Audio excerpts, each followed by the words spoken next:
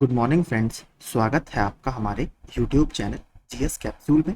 I hope आप सभी लोग अच्छे होंगे और आपकी तैयारी अच्छी चल रही होगी। फ्रेंड्स, अगर आप लोग चैनल पर नए हैं तो regular current affairs, exam updates और विभिन्न परीक्षाओं के स्टडी मटेरियल के लिए प्लीज़ चैनल को सब्सक्राइब कर लीजिएगा। इस वीडियो में हम 20 जून 2024 के करंट अफेयर्स देखेंगे जो विभिन्न कारणों से चर्चा में बने हुए थे। चलिए शुरू करते हैं। पहला ही देखिए, इंडेक्स काफ़ी इंपॉर्टेंट है। हाल ही में जारी वैश्विक शांति सूचकांक 2024, इंग्लिश में इसको बोला जाता है जीपीआई यानी ग्लोबल पीस इंडेक्स। इसमें भारत का स्थान क्या है? तो इसमें भारत 10 पायदान इस बार ऊपर चढ़ा है और इस बार इंडिया की रैंक है 116। 2023 का जो इंडेक्स था उसमें इंडिया की रैंक थी 126। ठीक है, इस बार इंडिया की रैंक है 116, तो भारत ने अपने स्थान में इंप्रूवमेंट किया है। सबसे इंपॉर्टेंट प्रश्न बनता है, जारी संस्था कौन है इसकी? Institute for economics and peace, IEP इसको जारी करती है। इस बार इसको टॉप किसने किया है? तो देखिए 2008 से लगातार आइसलैंड इस इंडेक्स को टॉप कर रहा है। बात करें अगर रीजन्स के हिसाब से तो यूरोप, ठीक है, यूरोप दुनिया का सबसे शांति प्रिय रीजन माना जाता है। और जो MENA है, ठीक है, मिडिल ईस्ट, नॉर्थ अफ्रीका, ये वाला रीजन सबसे ज्यादा पॉलिटिकल टर्मोइल वाला रीजन है। यहाँ पर सबसे ज्यादा अशांति रहती है क्योंकि यमन वगैरह में आप देखेंगे, सूडान वगैरह में लगातार एक्टिविटीज चलती रहती हैं जो उस स्थान की शांति को प्रभावित करती हैं। नीचे इसके बारे में थोड़ा सा देखते हैं और इसके अलावा कुछ और रिपोर्ट जो चर्चा में है उसका रिविजन भी करेंगे। तो आईईपी द्वारा जारी ग्लोबल पीस इंडेक्स के 18वें संस्करण में, इंपॉर्टेंट ये है 18th एडिशन था इसका, भारत 2023 से 10 पायदान ऊपर चढ़कर 163 देशों में 116वें स्थान पर है। 2008 से इस सूची में आइसलैंड शीट्स पे है। सेकंड रैंक है आयरलैंड की और तीसरी रैंक है ऑस्ट्रिया की। तो टॉप 3 ये हो गए। एरिया वाइज देखें तो यूरोप दुनिया का सबसे शांतिपूर्ण क्षेत्र रहा है और इसके बाद मध्य पूर्व यानी मिडिल ईस्ट और उत्तरी अफ्रीका MENA क्षेत्र दुनिया का सबसे कम शांतिपूर्ण क्षेत्र रहा। यमन और सूडान में बड़े संकट इसकी खराब रेटिंग का कारण बने। यमन में देखिए, अभी लगातार फिर बता रहा हूं, चर्चा में है हाउथीज। ठीक है, हाउथी जो यहाँ पर विद्रोही समूह है, इसको याद रखिएगा क्योंकि लगातार ये पूछता रहता है। मैंने 3 से 4 आपको बताए हैं। देखिए जो गाजा पट्टी है, गाजा स्ट्रिप, वहां पर आपका कौन रहता है? आजकल लगातार लड़ाई चल रही है, हमास। इसके अलावा लेबनान में, ठीक है, लेबनान में है हिजबुल्ला, ठीक है, हिजबुल्ला। इसके अलावा इराक और सीरिया में कौन सा है? ISIS, Islamic state of Iraq and Syria. तो ये वहां पर चर्चा में रहता है, इसको याद रखिए। ये कुछ अलग अलग क्षेत्र के मिलिटेंट ग्रुप्स हैं। अब देखते हैं कुछ और जो रिपोर्ट्स अभी चर्चा में रही हैं और जो रैंकिंग्स चर्चा में रही हैं, एक बार रिवीजन कर लेते हैं। ग्लोबल जेंडर गैप इंडेक्स ये अभी जारी किया गया था, किसके द्वारा? वर्ल्ड इकोनॉमिक फोरम के द्वारा। इंडिया की रैंक इसमें 129 है और इसको टॉप किया है देखिए आइसलैंड ने। इसको भी आइसलैंड ने टॉप किया है। आइसलैंड की देखिए एक और करंट अफेयर्स की वजह से चर्चा में था, बता देता हूं। दुनिया की सबसे बड़ी कार्बन डाइऑक्साइड स्टोरेज और संग्रहण क्षमता, carbon dioxide storage facility Iceland में ही अभी इनॉग्रेट की गई है। उस फैसिलिटी का नाम है मैमथ। ठीक है, विश्व की सबसे बड़ी इसको माना जा रहा है, CO2 संग्रहण क्षमता है। वर्ल्ड प्रेस फ्रीडम इंडेक्स ये 159 रैंक है इंडिया की 180 देशों में। नॉर्वे इसमें रैंक 1 पर है, डेनमार्क रैंक 2 पर है। इसको कौन जारी करता है? RSF, ये फ्रेंच टर्म है, रिपोर्टर्स सेंस फ्रंटियर्स, इंग्लिश में इसको रिपोर्टर्स विदाउट बॉर्डर्स लिखा जाता है।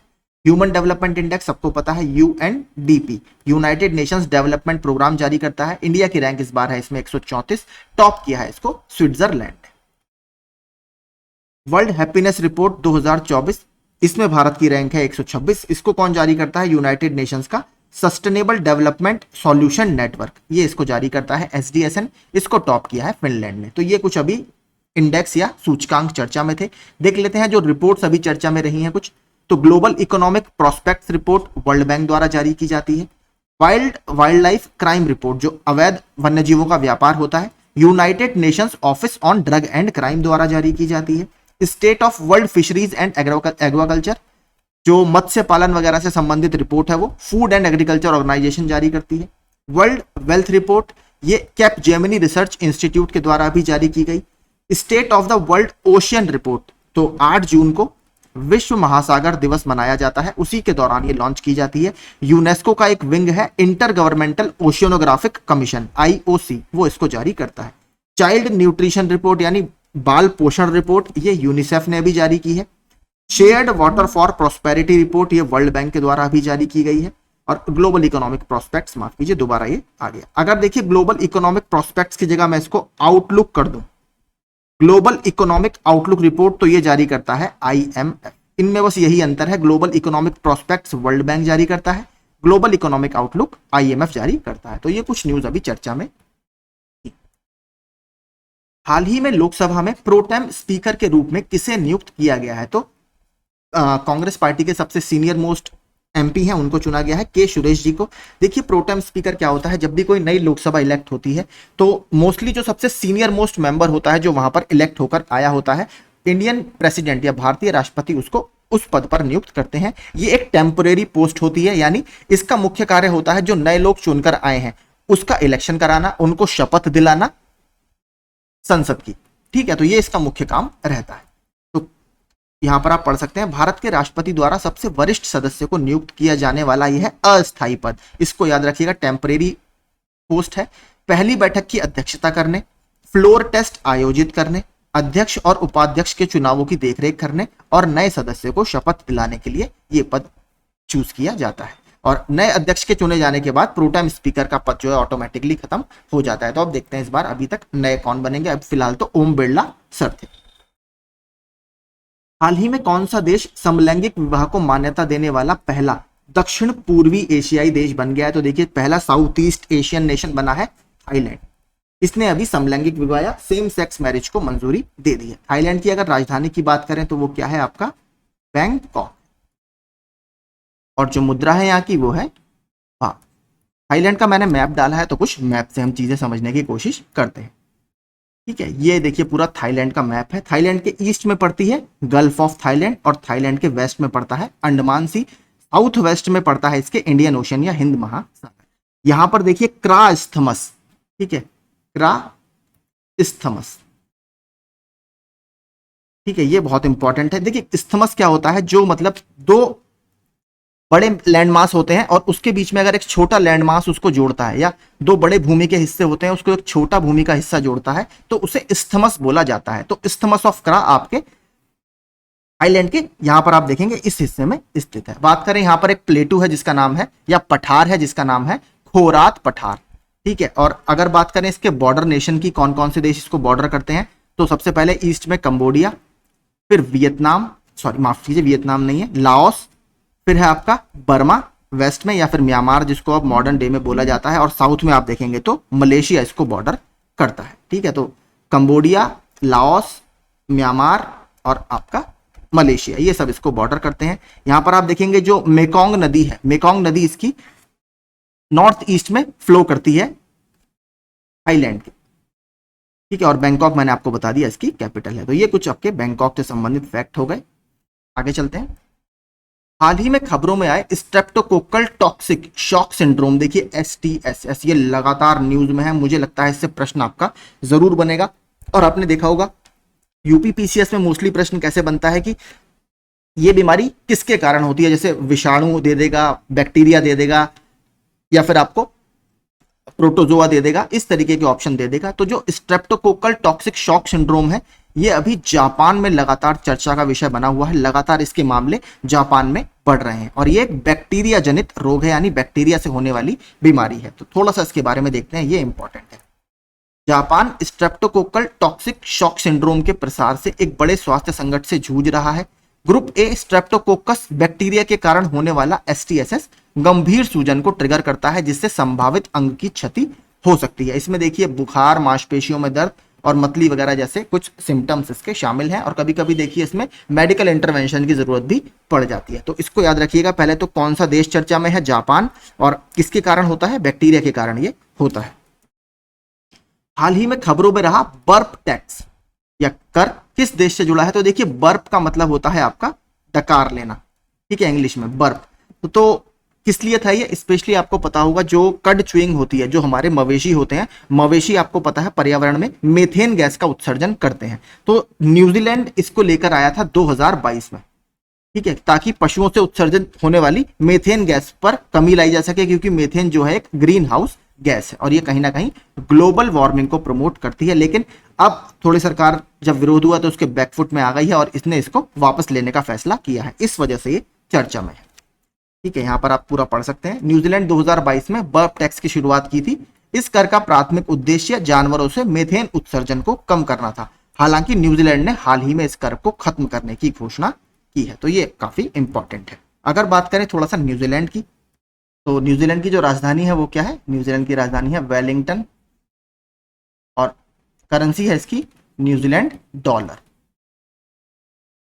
देखिए, अगर थोड़ा सा मैं न्यूजीलैंड के बारे में आपको हल्का सा मैप बनाकर बताऊं तो न्यूजीलैंड का जो मेन पूरा लैंड मास है वो 2 हिस्सों में बटा हुआ है इस तरीके से। ठीक है, इसको बोला जाता है नॉर्थ न्यूजीलैंड, इसको बोला जाता है साउथ न्यूजीलैंड। ठीक है, इसमें कुछ फैक्ट्स हैं इसलिए मैंने मैप बनाकर आपको बताया है। देखिए, नॉर्थ और साउथ के बीच में जो स्ट्रेट है, जल डमरू मध्य है, इसका नाम है कुक स्ट्रेट। ठीक है, ये आया हुआ प्रश्न इसलिए मैंने आपको बताया है। तो उत्तरी न्यूजीलैंड और दक्षिणी न्यूजीलैंड को कौन सी वाटर बॉडी अलग करती है? कुक स्ट्रेट अलग करती है। देखिए, साउथ न्यूजीलैंड और इसके यहां पर एक आइलैंड है जिसका नाम है स्टीवर्ट आइलैंड। ठीक है, स्टीवर्ट आइलैंड। इन दोनों के बीच में भी एक और जल डमरू मध्य है जिसका नाम है फोवियोक्स स्ट्रेट या फोवियोक्स जल डमरू मध्य, तो इसको भी याद रखिएगा। ये प्रश्न कुछ इंपॉर्टेंट है। और यहां पर एक साउथ में इंपॉर्टेंट माउंटेन रेंज है सदर्न आल्प्स। जैसे आल्प्स पर्वत आपके यूरोप में भी है, इसी तरह यहां पर दक्षिणी आल्प, दक्षिणी न्यूजीलैंड में एक माउंटेन रेंज है, तो इसको याद रखिएगा। और जो वेलिंगटन है राजधानी, अगर आपसे पूछे कौन से वाले पार्ट का हिस्सा है तो वेलिंगटन आपका बिल्कुल नॉर्थ न्यूजीलैंड के साउथ में पड़ता है, तो यहां पर है आपका वेलिंगटन। ठीक है, तो ये कुछ संबंधित फैक्ट्स इससे हो गए। हाल ही में प्राचीन शहर तुआम के कारण चर्चा में आया सिनिहा द्वीप किस देश में स्थित है? तो देखिए, अगर आपने हिस्ट्री पढ़ी हो, हमारा तो मेरा तो ऑप्शनल था, तो तुआम देखिए जो शहर था यूएई में, ये कहा जाता था कि पर्ल प्रोडक्शन के लिए, पर्ल या मोतियों के प्रोडक्शन के लिए बहुत ज्यादा फेमस था। तो अभी यहां पर एक्सकेवेशन वगैरह चल रहा था और इस शहर की खोज अभी की गई है, तो ये चर्चा में है। तो सिनिहा द्वीप कौन से देश का हिस्सा है? ये यूएई यानी यूनाइटेड अरब एमिरेट्स का हिस्सा है। इसके बारे में थोड़ा सा देखते हैं। पुरातत्वविदों ने यूएई के सिनिहा द्वीप पर मोती व्यापार के लिए प्रसिद्ध एक प्राचीन शहर तुआम की खोज की, जिससे इसके ऐतिहासिक अस्तित्व की पुष्टि अब हो गई है। 4वीं शताब्दी से चली आ रही तुआम स्थानीय संघर्षों और ब्यूबोनिक प्लेग के कारण नष्ट होने तक फूलती रही। तो ब्यूबोनिक प्लेग यहां पर फैला, उसके बाद थोड़ा सा इसमें काफी साइट बहुत ज्यादा पॉपुलर ही उस समय नहीं रही। उत्खनन से हमें एक प्राचीन घर और एक ईसाई मठ का पता भी लगा है जो ऐतिहासिक अभिलेखों से मेल खाता है। अब देखते हैं थोड़ा सा मैप की, मैप में ये आखिर कहां पर पड़ती है। तो ये है आपका यूनाइटेड अरब एमिरेट, तो ये जो है ये है आपका देखिए सिनिया आइलैंड। यहीं पर अभी इस तुआम सिटी की खोज की गई है जो मोतियों के लिए फेमस था।